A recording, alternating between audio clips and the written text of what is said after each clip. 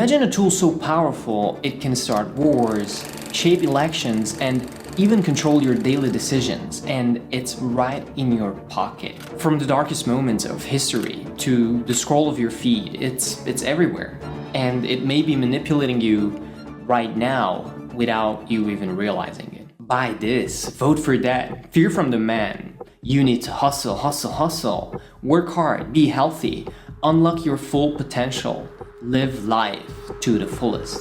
The constant voice is telling you to be afraid, to feel dissatisfied, to want more, to believe you are the hero in the story, yet you are simply one step away of going out of fashion, being broke, labeled stupid, ugly, unhealthy, a fascist, a communist, and an enemy of the state. How is it possible that you and I apparently live in the best and freest of times with all the comforts of technology and yet one step away really from total annihilation? What could possibly lead to our brains being corrupted, deconstructed, our thoughts twisted until we don't recognize our very opinion? How did all this contradiction get into our brain, defining our lives and controlling who we are? In this video, I argue it's a careful and calculated effort to make you defenseless, to harness your attention and use your own brain against you. Ein Volk sein, und ihr, meine Jugend, soll dieses Volk nun werden. Propaganda as we know it really took off in the 20th century with the advent of mass media. Governments quickly saw the power of newspapers, radio, and film to mold public opinion. But it was in the 1930s, under Nazi Germany, when propaganda became truly weaponized. Die internationale Finanz, sie blieb brutal rücksichtslos. The Nazis, under Joseph Goebbels, developed a chillingly effective system to control information. They harnessed fear, pride, and prejudice to drive one of history's darkest agendas, producing movies, posters, and even children's books filled with hateful messages. Every newspaper headline, every movie scene was meticulously crafted to serve one purpose: ensuring loyalty to the regime and stoking hatred for its so-called enemies. It's a mistake to portray propaganda as random or the act of a mob. An example of its calculated ruthlessness is the 1936 Berlin Olympics. For 2 weeks, Nazi Germany went out of its way to mask the hate simmering under the surface. Anti-Semitic signs were temporarily removed from the streets. The media portrayed a friendly Germany to an international audience, effectively fooling the world into seeing the Nazis as a symbol of order and unity, not terror. Even athletes of Jewish descent were allowed to compete just this once to keep up the charade, and it totally worked. Photos of German hospitality, glimmering stadiums, and peaceful crowds spread worldwide, hiding the truth. By the time the world caught on, it was too late. The Nazis had used propaganda effectively to buy time and build support for their agenda. But it's less known that Nazi propaganda didn't just stay in Germany. It seeped into America, planting seeds of admiration in some and skepticism in others. Certain influential Americans, from politicians to celebrities, openly supported Nazi Germany. I mean, even Henry Ford, for example, praised Hitler's order and distributed anti-Semitic pamphlets that echoed Nazi ideology. Among others, Joe Kennedy Sr. and the America First Committee also publicly advocated for isolationism. Others formed pro-Germany groups like the German-American Bund, which held rallies and spread Nazi messages across American cities. And we're not talking about your local town rally.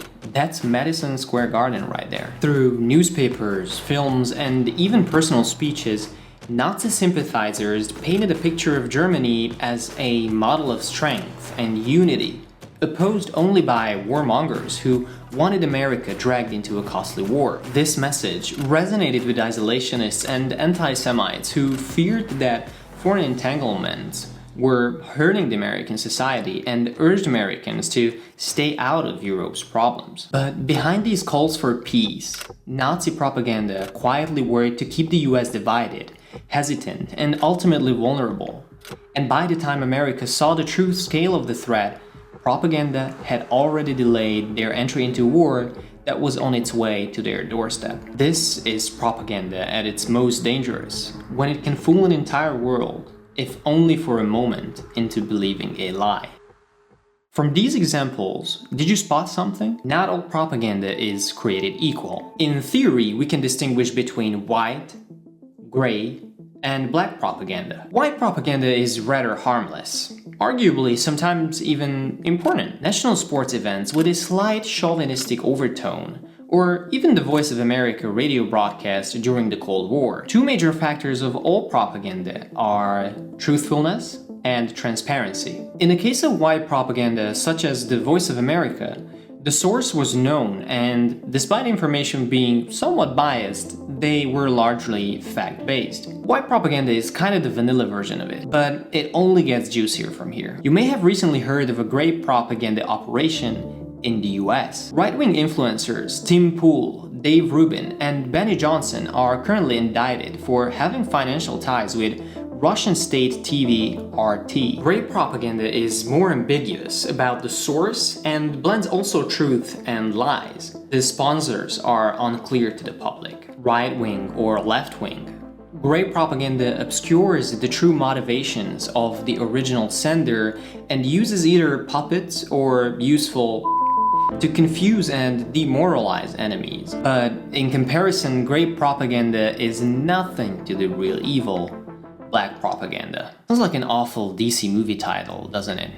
On the night of the 31st August in 1939, Nazi Germany, a small group of German operatives dressed in Polish uniforms seized the Gleiwitz station and broadcast a short anti-German message in Polish. By the way, very realistic from Poland to attack Germany. The very start of the Second World War, the so-called Gleiwitz incident is an example of black propaganda. Black propaganda is covert, meaning the source is deliberately disguised or misattributed, and it often involves outright falsehoods or fabrications to deceive and manipulate the audience. Many think that weapons and military start wars, but the media is way ahead in laying the foundations. You can actually start a war with black propaganda. We're on track of becoming immune to propaganda, but let's see where things can go wrong. Meet Jamie. Jamie is eco-conscious, the kind of person who recycles and loves those reusable straw ads. But recently, he is confused. Every other ad says something different about what's actually good for the planet. One ad with polar bears and dramatic music from brand A says that they are saving the planet.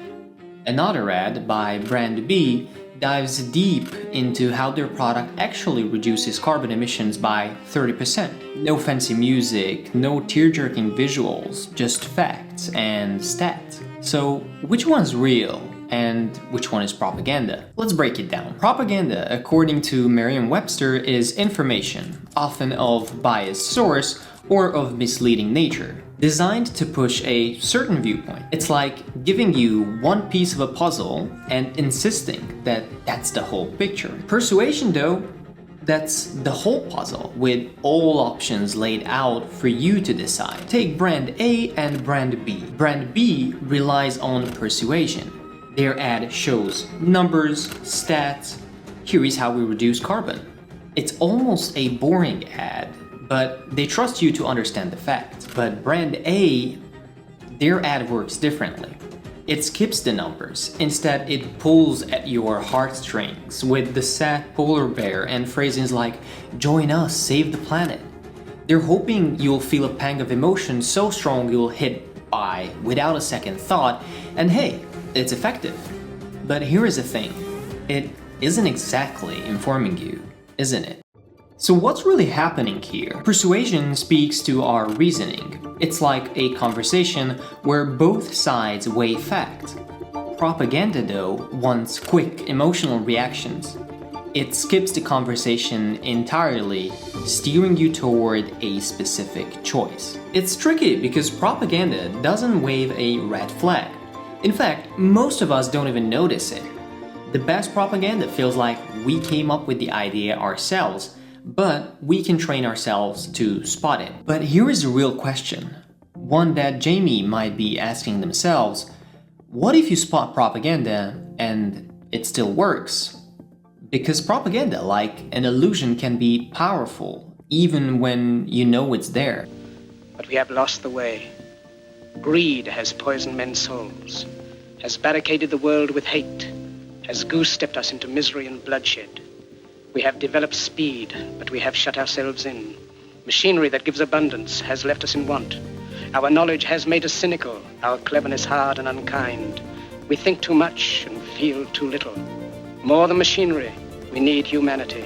More than cleverness, we need kindness and gentleness. Without these qualities, life will be violent, and all will be lost. It's simply because it's everywhere. It seems as if all it becomes at the end is one big abomination of information. You suddenly may realize you're confused, and you start looking at what others are thinking. But all you see is polarization, nobody agrees, and everybody chooses sides. You're afraid, angry, with sort of a ready-to-go sense. But there is no real enemy. There is nothing to fight. The goal of propaganda is either agitation or apathy. So what can you possibly do about this? First, understand how propaganda works.